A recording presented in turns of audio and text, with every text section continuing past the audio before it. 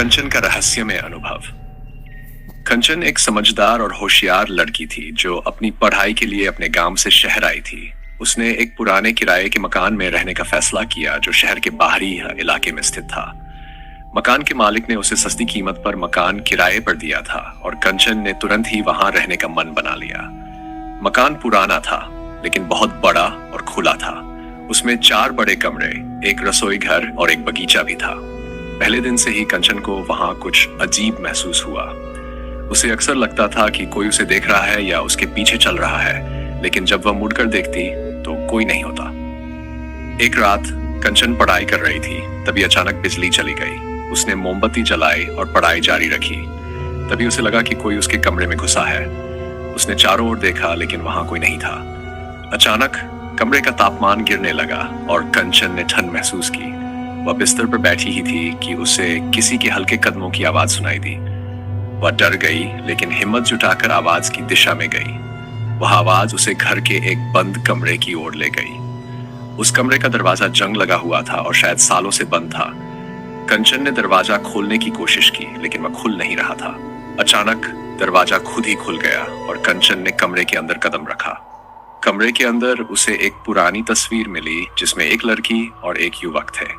वह तस्वीर धूल से भरी थी, लेकिन जब उसने उसे साफ किया तो उसने देखा कि उस लड़की की शक्ल उसकी खुद की शक्ल से मिलती जुलती थी। कंचन चौंक गई और तुरंत बाहर निकलने की कोशिश करने लगी, लेकिन दरवाजा अचानक बंद हो गया। कमरे का तापमान तेजी से गिरने लगा और कंचन को सांस लेने में तकलीफ होने लगी। उसे महसूस हुआ कि कोई अदृश्य शक्ति उसे कमरे से बाहर नहीं जाने देना चाहती थी। कंचन ने जोर से चिल्लाया और दरवाजा खोलने की कोशिश की, लेकिन उसे लगा जैसे किसी ने उसे पकड़ रखा है। तभी कंचन के सामने अचानक एक महिला का धुंधला रूप प्रकट हुआ। वह वही लड़की थी जिसे कंचन ने तस्वीर में देखा था। वह आत्मा धीरे धीरे कंचन की ओर बढ़ी और अपनी कहानी बताने लगी।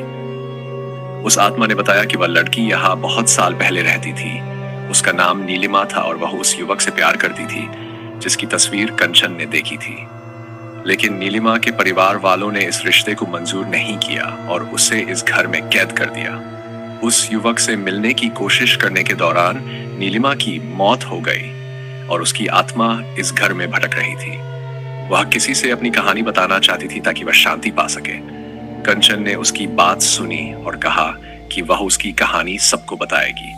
नीलिमा की आत्मा ने धन्यवाद कहा और धीरे धीरे गायब हो गई। अचानक दरवाजा खुल गया और कमरे का तापमान सामान्य हो गया। कंचन ने अगले दिन सबको इस घटना के बारे में बताया। कुछ लोग इस पर विश्वास नहीं कर पाए, लेकिन कुछ लोगों ने माना कि ऐसी चीजें हो सकती हैं। कंचन ने उस कमरे की तस्वीरें ली और नीलिमा की कहानी को लोगों तक पहुंचाया। कुछ समय बाद कंचन ने वहां मकान छोड़ दिया और एक नए मकान में शिफ्ट हो गई, लेकिन वह घटना उसके मन में हमेशा के लिए बस गई। वह नीलिमा की कहानी को कभी नहीं भूली और हमेशा मानती रही कि कुछ रहस्य और घटनाएं हमारी समझ से परे होती हैं।